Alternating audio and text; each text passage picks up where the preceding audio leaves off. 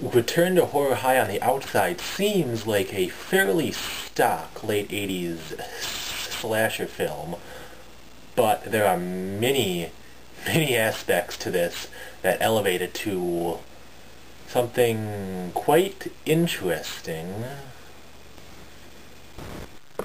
Look at this poster. If this is not the greatest poster for anything ever, I don't know what is. If this poster with that tagline does not make you want to watch this movie right now, then I don't even know. Some backstory to this movie before I start talking about it.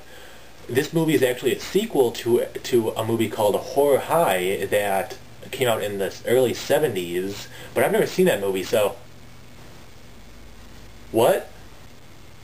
It's not a sequel to Horror High? What the... Okay, I'm sorry about that. I normally don't get that upset about things, but... Why would they call this movie Return to Horror High if it doesn't have anything to do with the original Horror High? Did they think that would sell more tickets? I don't know how that would work. Did they think that they would... I don't...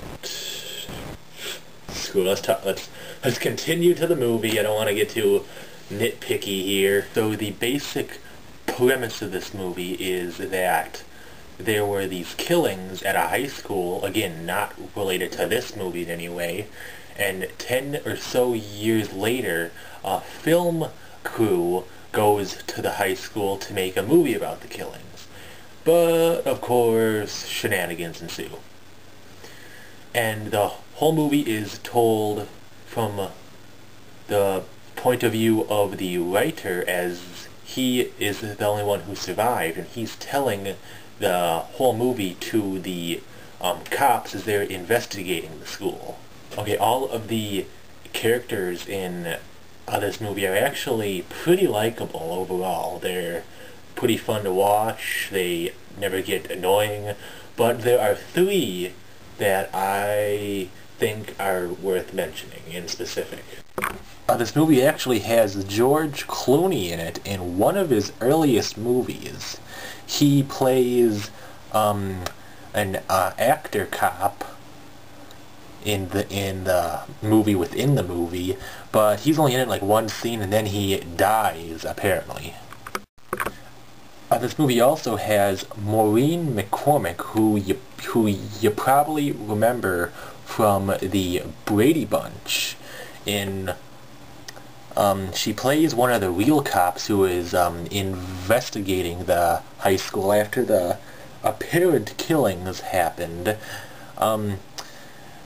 This is also worth noting because the way she plays the character, it's really weird. Like you kind of have to see the movie, but like any scene she's in, she's just weird. I can't really describe it. She's good. She's just odd in this movie. Okay, a third and final character I wanted to highlight is actually the killer. Mostly because it probably doesn't come off this way in just this picture, but in the movie with the mask and everything, like how he acts and like what scenes he's in, he's actually one of the creepier killers in these movies that I've seen. Okay, so you're probably wondering why I'm doing the air quotes and the around the deaths in this movie. It's because at about the hour and a half point, it seems like the movie's going to end, but it keeps going another 5 minutes in kind of a twist ending after the normal ending. And this twist ending, I'm not going to spoil it here, like, you probably can guess what it is, but like it completely changes the whole movie and it makes like the whole movie seem like it makes sense, kinda, but it's odd. But then in the last minute 30 seconds or so, there is a third ending that makes absolutely no sense. I have no idea what they were thinking with that. So, if I only have one complaint, and it's those two weird endings.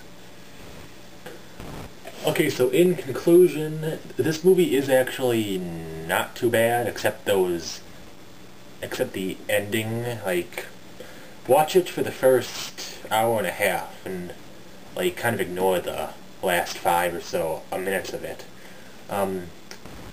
Overall, it's kind of a weird one, but if you're a fan of 80s horror movies, you'll probably enjoy it. I've watched it a couple times, and I've enjoyed it every time.